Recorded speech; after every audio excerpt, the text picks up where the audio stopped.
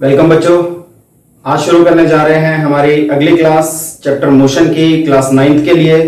और अभी तक के क्लासेस में हम जो कॉन्सेप्ट देख चुके हैं उसमें हमने motion in a straight line देखा, उसके बाद हमने uniform motion, non uniform motion का कॉन्सेप्ट देखा, speed, velocity, average speed, average velocity, और फिर उसके बाद हमने एक्सेलरेशन का कॉन्सेप्ट भी देख लिया। वहां तक आते आते हमारे पास न्यूमेरिकल का भी एक सेगमेंट तैयार हो गया है, आपको उनके बारे में भी बता दिया गया है। अब हम जो पढ़ने जा रहे हैं वो बहुत ही इंपॉर्टेंट सेगमेंट है हमारे फिजिक्स का भी और ऑब्वियसली हमारे चैप्टर का भी। बहुत इंपॉर्टेंट पार्ट है जो कि फिजिक्स में मस्ट है, आपको आना ही चाहिए, और वो है ग्राफिकल स्टडी। तो अगर आप लोग बिल्कुल फ्रेश माइंड से बैठे हैं तो इसको पढ़ने के लिए तैयार माने जाएंगे और तभी हम इसको आगे बढ़ाएंगे। तो शुरू करेंगे। ग्राफिकल स्टडी के बारे में है। ग्राफिकल स्टडी को स्टार्ट करें, ग्राफिकल रिलेशनशिप को स्टार्ट करें, उससे पहले कुछ कीवर्ड्स हैं, कुछ बेसिक चीजें हैं जो हमें पता होनी चाहिए। ये डायरेक्टली आपको बुक्स में एकदम से ढूंढने से नहीं मिलेंगी, लेकिन एक जगह इकट्ठा करके इनको बताया जा रहा है आपको, ताकि ग्राफ को समझना, उसका एनालिसिस करना आना चाहिए। ग्राफ के बारे में जनरल वे में कहा जाए तो थोड़ा बहुत आप लोग आइडिया जानते ही हैं। मैथमेटिक्स में आपने बनाना शुरू कर दिया होगा या कहीं ना कहीं आपने देखा होगा। जैसे क्रिकेट की अगर बात करें तो जब क्रिकेट का मैच होता है तो उसमें हर बॉलर का एनालिसिस, हर बैट्समैन का एनालिसिस, कई बार या पूरी टीम का एनालिसिस ग्राफिकल फॉर्म में दिखाया जाता है। ठीक इसी तरह से यहां पर भी हम जो फिजिकल क्वांटिटीज की बात करेंगे, एक क्वांटिटी को दूसरे के साथ रिप्रेजेंट करना ग्राफिकल फॉर्म में ही किया जाएगा। बट उसको करने के लिए आप शुरू करें उससे पहले कुछ खास बातों का जानना बहुत जरूरी है। शुरू करेंगे उसके बारे में। यहां पर सबसे पहले जो सबसे छोटी बात है ग्राफ को लेकर वो है उसका नाम, ग्राफ का नेम से आपको पता चल जाना चाहिए। बेसिकली हम जब ग्राफ की बात कर रहे हैं तो यहां पर हम कोऑर्डिनेट सिस्टम की बात करने जा रहे हैं। एक्स एक्सिस और वाई एक्सिस के रेफरेंस में रिप्रेजेंटेशन होगा वैल्यूज का, और जितनी भी वैल्यूज का इंटरमिक्सिंग होगी या कह लो जहां पर वो मीट कर रहे होंगे उनको ज्वाइन करके हम ग्राफ गेन करते हैं। वो ग्राफ स्ट्रेट लाइन की फॉर्म में भी हो सकता है और कर्व के फॉर्म में भी हो सकता है, depending upon the relationship. But mainly हम ग्राफ दो एक्सिस एक्स और वाई की फॉर्म में दिखाते हैं। इधर राइट साइड आप जानते हैं पॉजिटिव पार्ट है, ये भी ऊपर वाला पॉजिटिव है, इधर ये एक्स में नेगेटिव आ जाता है और ये नेगेटिव वाई चला जाता है। मोस्टली हम ग्राफ इतना सेगमेंट दिखाते हैं जिसमें पॉजिटिव एक्सिस वाई और पॉजिटिव एक्सिस एक्स को यूज किया जाता है। बहुत रेयर केस में अगर कहीं जरूरत पड़ी स्टार्टिंग में तो आपको नेगेटिव में जाने की जरूरत पड़ेगी। धीरे धीरे जैसे लेवल बढ़ेगा ऑब्वियसली हम नेगेटिव पार्ट में भी जाएंगे। तो जब भी ग्राफ के नाम की बात की जाती है कि ग्राफ का नाम कैसे रखना है, तो जनरल नेम का पैटर्न है y-x ग्राफ। जब भी हम किसी क्वांटिटी के ग्राफ, किसी रिलेशनशिप के ग्राफ की बात करते हैं तो हमेशा y एक्सिस की क्वांटिटी का नाम पहले आता है, x एक्सिस की क्वांटिटी का नाम बाद में आता है, और फिर आगे उसको हम ग्राफ बोल देते हैं। जैसे फॉर एग्जांपल अगर हम यहां पर बात करते हैं इस चैप्टर में, तो यहां आपको देखने को मिलेगा डिस्टेंस डैश या वर्सेस टाइम ग्राफ। तो इससे आपको समझना होगा, खुद समझना होगा कि डिस्टेंस को y एक्सिस में लिया गया है और टाइम को x एक्सिस में। आपको वेलोसिटी टाइम ग्राफ पढ़ने को मिल जाएगा यहां पर। तो वेलोसिटी टाइम ग्राफ में अंडरस्टूड है कि जो टाइम है वो x एक्सिस में यूज हुआ होगा रिप्रेजेंटेशन उसका, और y एक्सिस में वेलोसिटी का। तो ये तरीका होता है, जैसे अगर वेलोसिटी टाइम ग्राफ बोला है तो अंडरस्टूड है वेलोसिटी को y एक्सिस में डालेंगे, टाइम को x एक्सिस में डालेंगे और इनका रिप्रेजेंटेशन करेंगे। Distance time graph, position time graph, even acceleration time graph भी आप देख सकते हैं यहां पर। वो सब इसी के अकॉर्डिंग ही होगा। जो पहले नाम लिखा गया है वो y एक्सिस की क्वांटिटी का होगा और जो बाद में लिखा गया है वो x एक्सिस की क्वांटिटी का नेम होगा। इसके बाद ये इंपॉर्टेंट सेगमेंट है, रिलेशनशिप जो यूज किए जाते हैं फिजिक्स में ग्राफ रिप्रेजेंट करने के लिए, वो मोस्टली दो रिलेशनशिप है हमारे पास। दो रिलेशनशिप यहां पर सबसे ज्यादा यूज होते हैं। एक है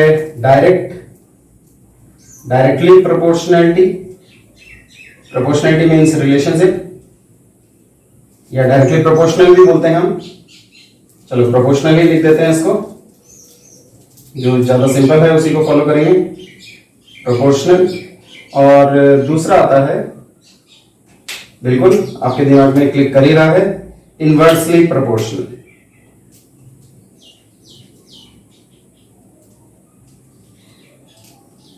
सबसे पहले इनको लिखने का तरीका आपको पता होना चाहिए। फॉर एग्जाम्पल अगर हम यहां पर ये बोलते हैं कि y एक्सिस की क्वांटिटी qy है और x एक्सिस की क्वांटिटी qx है, तो मैं इन्हीं की टर्म्स में रिलेशनशिप बना देता हूं। जैसे अगर डायरेक्टली की बात कर रहे हैं तो क्यू वाई प्रोपोर्शनलिटी का साइन, ये सिंबल हमारा प्रोपोर्शनलिटी का होता है, प्रोपोर्शनल बोलते हैं इसको। अल्फा जैसा दिखता है बट अल्फा नहीं है। और दूसरा आ गया है क्यू एक्स, आमने सामने लिखा जाएगा। इनवर्स प्रोपोर्शनलिटी का कॉन्सेप्ट है कि क्यू वाई लिखा है तो 1 अपॉन करके लिखा जाएगा। ये रिप्रेजेंटेशन है रिलेशनशिप। डायरेक्टली प्रोपोर्शनल में आमने सामने क्वांटिटीज होंगी, इनवर्सली प्रोपोर्शनल में ऊपर नीचे क्वांटिटीज होंगी, रेसिप्रोकल बन जाता है एक तरफ। अब इसका कॉन्सेप्ट क्या है, इसमें बोलते हैं कि अगर क्यू एक्स इंक्रीज हुआ है, बढ़ा है, क्यू एक्स का variation increases, then Q Y also increases. Directly का मतलब जो इफेक्ट राइट साइड की क्वांटिटी में है वही इफेक्ट लेफ्ट साइड की क्वांटिटी में होगा। यहां उल्टा आता है, बोलते हैं if Q X increases then Q Y decreases. उल्टा रिलेशन होगा, एक को बढ़ाने पर दूसरा कम हो जाएगा। तो ऐसे रिलेशनशिप को हम बोलते हैं इनवर्सली प्रोपोर्शनलिटी। ये सब डिपेंड करता है हमारे फिजिकल लॉज के हिसाब से, या जो रिलेशनशिप है उनके अकॉर्डिंगली। दो कैटेगरी मोस्टली हम यहाँ देख ही रहे हैं, डायरेक्टली प्रोपोर्शनलिटी और इनवर्सली प्रोपोर्शनलिटी है। डायरेक्टली प्रोपोर्शनलिटी में आमने सामने लिखा जाएगा, राइट साइड की क्वांटिटी अगर बढ़ती है तो लेफ्ट साइड की क्वांटिटी पर भी वही इंपैक्ट आएगा, वो भी इंक्रीज होगी। और बाकी तो हम लिख लेते हैं एंड वाइस वर्सा, इसका रिवर्स। अगर ये डिक्रीज होता है तो ये भी डिक्रीज होगा। अगर मैं यहीं पर लिख दूं तो ऑब्लिक में डिक्रीज, तो यहां भी decrease. If QX increases then QY decreases, और इसका भी वाइस वर्सा।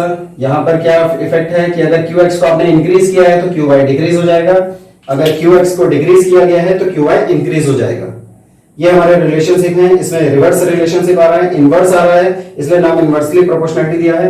यहाँ जो इफेक्ट एक में है वही इफेक्ट दूसरे में आ रहा है, डायरेक्ट प्रोपोर्शनलिटी दिया है। यहाँ पर एक बात और अगर बताएं तो हम हमेशा राइट साइड की क्वांटिटी का इफेक्ट पहले देखते हैं। ये जरा इंपॉर्टेंट बात है, ध्यान देंगे इधर।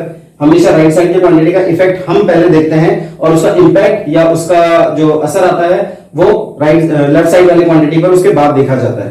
पहला चेंज QX राइट साइड वाली क्वांटिटी को मिलेगा, उसके बाद लेफ्ट साइड वाली क्वांटिटी पर उसका इंपैक्ट देखा जाएगा। इसमें भी QX को पहले इफेक्ट देखेंगे, इसमें क्या वेरिएशन है, उसी के अकॉर्डिंगली QY का वेरिएशन। तो एक तरह से हम इसमें नाम दे देते हैं कि जो राइट साइड वाली क्वांटिटी है वो एक तरह से हमारा कॉज होती है और लेफ्ट साइड वाली क्वांटिटी को हम कहते हैं इफेक्ट। राइट साइड वाली क्वांटिटी कॉज और इसे हम कहते हैं इफेक्ट। तो always effect is directly proportional to cause. Cause मतलब जो हुआ है पहले और उसने फिर क्या इफेक्ट डाला हमारी क्वांटिटी पर। तो always effect is in proportionality with cause. Effect is in proportionality with cause, चाहे वो डायरेक्टली प्रोपोर्शनलिटी हो चाहे वो इनवर्सली प्रोपोर्शनलिटी में आ रखा हो। ठीक है, इसके बाद बढ़ाते हैं ग्राफ को आगे। तो स्लोप ऑफ ग्राफ में जैसे अगर आपने कोई ग्राफ दिखाया है, ऑब्वियसली यहाँ क्वांटिटी y होगी, यहाँ क्वांटिटी x होगी। देखने के लिए आपको अलग अलग शेप मिल जाएंगी। हम अभी एक स्ट्रेट लाइन बना देते हैं, या फिर हो सकता है आपको ये लाइन ना मिलकर कर्व मिल जाए। कोई भी केस हो, ग्राफ का रिलेशनशिप ऐसा या और किसी और डायरेक्शन में किसी भी तरीके से हो सकता है। तो यहां पर जब भी ये लाइन या कर्व, ये तो हो गई लाइन ऑफ ग्राफ, इसे हम बोल देंगे कर्व ऑफ ग्राफ। तो इस लाइन या कर्व ने एक्स एक्सिस के साथ, जो एक्स एक्सिस है उसके साथ कोई सर्टेन एंगल बनाया होगा थीटा। इस लाइन को आप आगे बढ़ाएंगे तो इसने कोई सर्टेन एंगल बना रखा है थीटा। स्ट्रेट लाइन में चेंज नहीं होगा, हाँ कर्व में चेंज हो जाता है। तो हम इसका एक छोटा सेगमेंट लेते हैं, फिर यहां हम इसको छोटे फॉर्म में लेंगे, थीटा छोटे पार्ट के लिए लेंगे जहां ये स्ट्रेट फील हो हमें, और फिर हम इसको डेल्टा के फॉर्म में दिखा देंगे। अब ये चेंज आया है डेल्टा, ये जो चेंज हमने दिखाया है ये दिखाया है y के लिए, तो डेल्टा QY कहा जाएगा। यहाँ का जो चेंज है वो डेल्टा QX कह देंगे। तो यहाँ जो स्लोप टर्म आ रही है, वैसे थोड़ा सा एडवांस है लेकिन साथ में आ रहा है, आपको बताया जा रहा है। मेनली इसको हम 11th क्लास में डिटेल में देखते हैं। फिर भी आप लोग, क्योंकि बेसिक चीजें जैसे एरिया आपको यहाँ यूज करना ही है, रिलेशनशिप के बारे में आपको पता होना चाहिए, नेम ऑफ ग्राफ आपको पता होना चाहिए, तो ये भी साथ में बताया जा रहा है। मोस्टली इसका 11th क्लास में यूज होता है, लेकिन थोड़ा बहुत आप चाहो तो यहाँ पर यूज कर सकते हो थोड़े अच्छे स्टैंडर्ड लेवल के क्वेश्चंस को करने के लिए। तो यहाँ जो स्लोप का कॉन्सेप्ट है, फिलहाल के लिए आप इतना ध्यान रखें कि slope of graph this is equal to tangent. Tangent यहाँ पर ट्रिग्नोमेट्रिक फंक्शन टेन के लिए यूज हुआ है, tangent of angle theta between line या फिर curve of graph with X axis. X axis के साथ उन्होंने कितना एंगल बनाया, इसको एक तरह से आप टेन थीटा लिख सकते हैं। और ट्रिग्नोमेट्री की नॉलेज को अगर हम आगे बढ़ाएं तो टेन थीटा का मतलब होता है परपेंडिकुलर अपॉन बेस। तो इस ट्रायंगल में परपेंडिकुलर और ये बेस, तो ये delta Q Y upon delta Q X आ जाता है। बेसिकली एक तरह से हम लिख सकते हैं change in quantity of Y axis divided by change in quantity of X axis Q X. ये एक मेथड होता है इसको कैलकुलेट करने का, इसके थ्रू आप कैलकुलेट कर सकते हो। फिर भी अगर ये टेक्निकल लगे तो बहुत प्रॉब्लम वाला पार्ट नहीं है, क्योंकि इसकी एडवांस इंफॉर्मेशन आपको आगे मिल जाएगी लेटर ऑन। आगे अगर बढ़ाएं इसको तो नेक्स्ट इसमें ये इंपॉर्टेंट है, ये तो आपको अच्छे से आना ही चाहिए। एरिया ऑफ ग्राफ, यहां पर फिर से quantity Y axis, quantity X axis, और ये स्ट्रेट लाइन हो गई, या क्वांटिटी वाई एक्सिस और एक्स एक्सिस के साथ कर्व आ गया। ये कर्व और स्ट्रेट लाइन कैसे आई है वो हम रिलेशनशिप के अकॉर्डिंगली बनाते हैं। फिलहाल अभी आपको समझाने के लिए डायरेक्ट बताया जा रहा है। मान लेते हैं कर्व है, तो अब इस कर्व या लाइन ने एक्स एक्सिस के साथ कितना एरिया कवर किया है, एरिया ट्रैक्ड बिटवीन लाइन और curve of graph with X axis, इसे हम नाम देते हैं एरिया ऑफ ग्राफ। तो basically area of graph it is equals to area enclosed या एरिया कवर्ड बिटवीन लाइन और कर्व ऑफ ग्राफ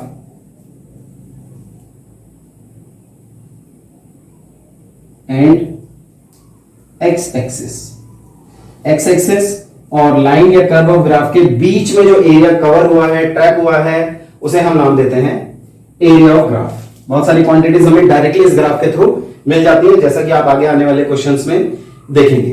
ठीक है, तो थोड़ी देर के लिए इसको पॉज करके नोट कर लेंगे। ये बेसिक इंट्रोडक्शन है, एकदम से हो सकता है आपको इसमें कुछ चीजें मुश्किल भी लग रही हो, स्पेशली स्लोप वाला पार्ट, तो उससे परेशान होने की जरूरत नहीं है।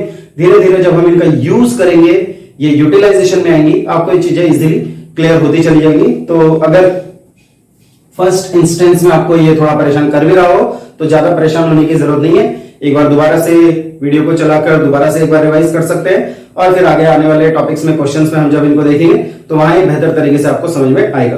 बट इनका यूज होगा, क्योंकि वहां आगे जाके डायरेक्ट बुक में ये चीजें डायरेक्टली नहीं लिखी होती हैं, ये डायरेक्टली वहां पर यूज कर दी जाती हैं, तो इनको समझना बहुत जरूरी है, तभी ग्राफिकल स्टडी इजी वे में हम समझ पाते हैं।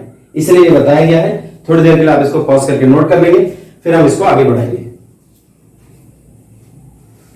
तो बढ़ाते हैं ग्राफिकल स्टडी को आगे और शुरू करते हैं हमारा पहला टाइप का ग्राफ जो हम यहां पढ़ने जा रहे हैं, that is position time graph. आप समझ ही रहे होंगे, अभी तक आपको जो इंट्रोडक्टरी पार्ट बताया है उसके accordingly position time graph, graph का नेम हमें इतना तो बता देता है कि किस क्वांटिटी को कौन सी एक्सिस में रिप्रेजेंट करना है। तो आप समझ ही रहे हैं, ये एक्स में जाएगा और ये वाई में। तो हमारा जो एक्स एक्सिस होगा वहां पर हमें रिप्रेजेंट करना है टाइम को, और जो वाई एक्सिस है वहां हमें रिप्रेजेंट करना है पोजीशन को। अब बेसिकली जो ये पोजीशन है, पोजीशन यहां पर दो फैक्टर से बनती है।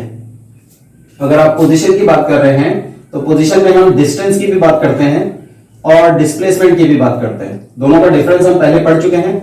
Distance scalar, displacement vector. Distance मतलब लेंथ ऑफ एक्चुअल पाथ और डिस्प्लेसमेंट मींस द इनिशियल और फाइनल पोजीशन के बीच का शॉर्टेस्ट पाथ। वो कॉन्सेप्ट हम देख चुके हैं।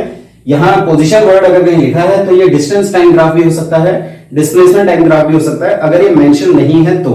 बाकी अगर मेंशन है कि डिस्टेंस टाइम ग्राफ है या डिस्प्लेसमेंट टाइम ग्राफ है तो आप उसको उसके अकॉर्डिंगली लेकर चलेंगे। हम जो ग्राफ बनाएंगे अभी फिलहाल ओवरऑल का ग्राफ बनाएंगे। अब जब ग्राफ का रिप्रेजेंटेशन आता है तो बेसिकली ग्राफ में आपको एक्चुअल ग्राफ पेपर तो जो आपने देखा ही है उसमें मार्किंग होती है, सर्टेन मार्किंग होगी इधर भी और इधर भी। इन्हीं के कॉरेस्पॉन्डिंग पॉइंट्स को आप ज्वाइन करके ग्राफ बना लेते हैं। हम भी यहां पर वही करने जा रहे हैं, लेकिन हमें कोई एग्जैक्ट एक्चुअल ग्राफ पेपर की जरूरत नहीं होती, हम जनरल वे में भी इसको रिप्रेजेंट कर लेते हैं। तो एक जनरल वे में देखें तो ये 0, ये ओरिजिन यहां है, ये एक्स एक्सिस है, ये वाई एक्सिस है, और नाम दे देते हैं 1 2 3 4 5 एंड सो ऑन। ऐसे के भी 1 2 3 4 5 एंड सो ऑन। सपोज अगर हमारे पोजीशन टाइम ग्राफ है तो यहाँ पोजीशन या डिस्टेंस आ जाएगा, यहाँ टाइम आ जाएगा। और अब केस को देखते हैं। केस क्या है? Object at rest. Object rest पर है। हम जानते हैं ऑब्जेक्ट एट रेस्ट का मतलब क्या है कि ऑब्जेक्ट एक फिक्स जगह पर है और वहां से वो अपनी पोजीशन को चेंज नहीं कर रहा। उसने जो भी डिस्टेंस या डिस्प्लेसमेंट अगर ऑक्यूपाई किया था पहले कभी, तो वो वहां पर रुक गया है और वहां से मूव नहीं कर रहा है। फॉर एग्जाम्पल मान लेते हैं कि आपके घर में रखी हुई कोई चेयर जिसको आप उठा के एक पॉइंट से दूसरे पॉइंट तक लाए और एक पॉइंट आपने 0 लेवल से उसको 3 लेवल पर पहुंचा दिया, तो हम ये मानकर चलते हैं कि पोजीशन शुरुआत में 3 थी और टाइम जहां पर हम शुरू कर रहे हैं वैल्यू वो हमेशा आपको 0 से स्टार्टिंग मिलेगी। तो जब टाइम 0 है तो पोजीशन की वैल्यू 3 है।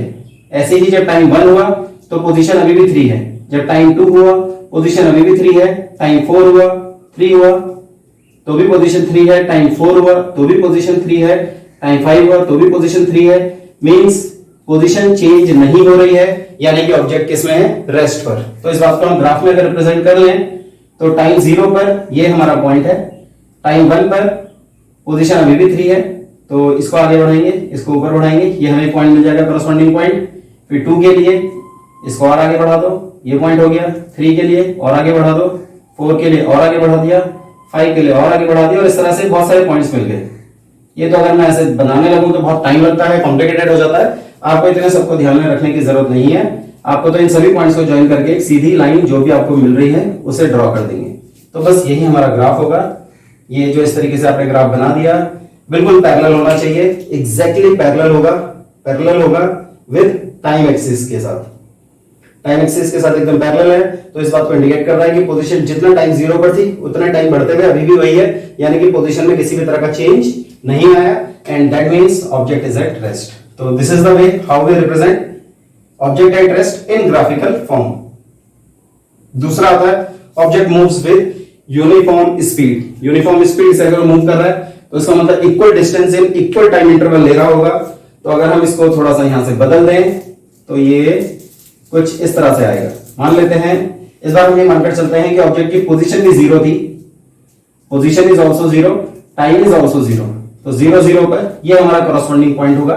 उसके बाद हमने कहा कि 1 सेकंड में 0 से 1 यानी कि 1 सेकंड में उसने डिस्टेंस कवर कर लिया है 1 मीटर। ये मीटर में दिखा रहे हैं हम, इन मीटर सपोज, तो 1 मीटर कवर किया है। 1 से 2 सेकंड यानी कि फिर से 1 सेकंड में उसने डिस्टेंस कवर कर लिया 1 मीटर। 1 से 2 हो जाएगा, फिर अगले 1 सेकंड में 1 से 2 मीटर और इस तरह से 4 से 4, 5 से 5, इस तरीके से वैल्यू आएगा। ये इस बात को बता रहा है कि 1 सेकंड में 1 मीटर का डिस्टेंस कवर होता जा रहा है। तो अगर आप इनके कॉरेस्पॉन्डिंग पॉइंट्स को ज्वाइन करेंगे तो पहला 0 0 है वो ये रहा, दूसरा 1 1 है वो ये रहा, तीसरा 2 and 2 है वो ये है, तीसरा 3 और 3 है, 4 और 4 है। और मतलब आप इन सभी पॉइंट्स को ज्वाइन करोगे आपको ऐसी एक स्ट्रेट लाइन यहां से मिलने लगेगी। तो अगर इस बात को मैं दिखा दूं ग्राफ में तो ये कुछ इस तरह से आ रहा है। यहां पर फिर से आप समझ रहे हैं, पोजीशन बनाना है, टाइम को रिप्रेजेंट करना है और इस बार ये हमारी लाइन स्ट्रेट लाइन होगी। फिर से स्ट्रेट लाइन है but this time it is not parallel. इस बार इसने कुछ सर्टेन एंगल बनाया है, सर्टेन एंगल बनाया है, वो एंगल चेंज नहीं हो रहा, कांस्टेंट चल रहा है, स्ट्रेट लाइन में कांस्टेंट होगा। हाँ, नॉन यूनिफॉर्म की बात करेंगे तो वहां ये बात बदल सकती है। वहां जैसे 0 0 से स्टार्ट कर रहे थे, अब हम इसको अगले जैसे मान के चलते हैं 0 से 1 सेकंड आते आते इसने 0 से 1 मीटर कवर किया, लेकिन अगले 1 सेकंड में इसने 2 नहीं किया बल्कि ये 3 ऑक्यूपाई कर लिया। उसके बाद इसने सीधे 3 के बाद मान लेते हैं यहां से 1 से 3 यानी कि 2 मीटर का डिफरेंस आया था 1 सेकंड में। पहले 1 मीटर का डिफरेंस था 1 सेकंड में, यानी कि अब अनइक्वल डिस्टेंस हो रही है इक्वल टाइम में। टाइम इक्वल रख रहे हैं लेकिन डिस्टेंसेस अनइक्वल रख रहे हैं। 0 से 1 किया, 1 से डायरेक्ट 3 कर दिया, 3 से 4 कर देते हैं, 4 से डायरेक्ट 5 कर देंगे। तो अगर इस बात को आप ग्राफ में दिखाने लगे तो ये ग्राफ फिर से चेंज होकर आएगा। कैसे आएगा यहाँ रफ में देख लेते हैं एक बार, फिर हम अपने पेयर पार्ट में बना ही लेंगे इसको। तो 0 0 से स्टार्ट किया, फिर 1 1 का पॉइंट ऑब्वियसली ये है, लेकिन अब जब हम 3 2 का पॉइंट बनाएंगे तो 3 इज पोजीशन, पोजीशन ये है और 2 वाला पॉइंट ये होगा। तो ये ग्राफ यहां से इधर और फिर ऊपर उठेगा। आप देखेंगे स्ट्रेट लाइन नहीं हो सकता है। फिर इस 3 से अगर हम इसको और आगे बनाने लगे तो ये बनता है 3 और 2 बनाया था, उसके बाद 4 और 3 बनेगा। तो 4 मींस दिस वन, 4 ये है और 3 ये है। तो ये यहां से फिर इधर जाएगा, आप देख रहे होंगे ये ऐसे घूम के इधर जा रहा है।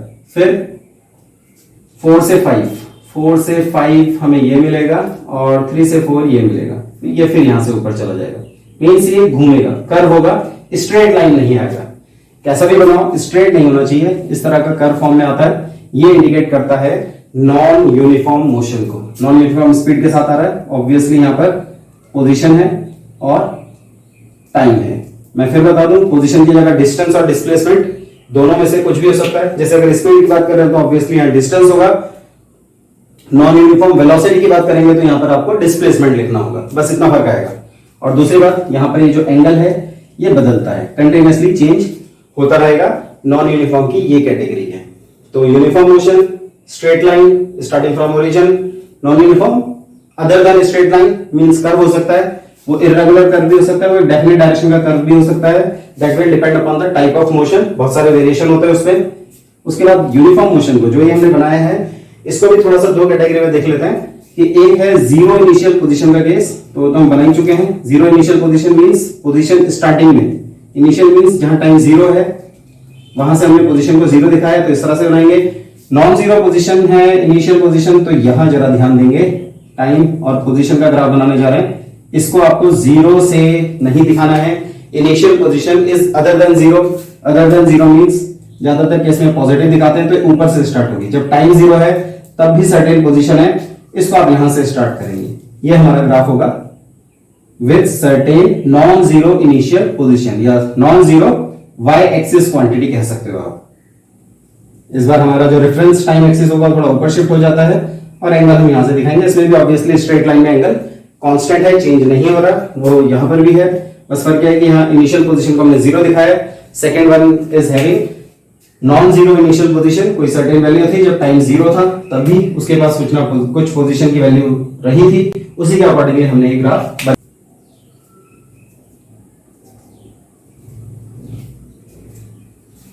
तो स्टैंडर्ड का पार्ट है, इसलिए हम आज की क्लास में इतना ही कर रहे हैं, बाकी हम करेंगे इसे अगली क्लास में। तब तक आप इसको अच्छे से प्रिपेयर करके रखें, बार बार थोड़ा रिवाइज कर ले, प्रैक्टिस कर ले, ये इजीली आपको समझ में आने लगेगा।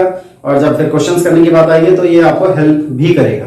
ठीक है, अगला हम पढ़ेंगे इसमें वेलोसिटी टाइम ग्राफ, उसको हम करेंगे अगली क्लास में। इसमें अगर कहीं कोई डाउट हो तो कमेंट सेक्शन में लिखकर जरूर पूछे उसे, और बाकी हम इसमें मिलेंगे आपसे अगली क्लास में। तब तक के लिए टेक केयर, गुड बाय।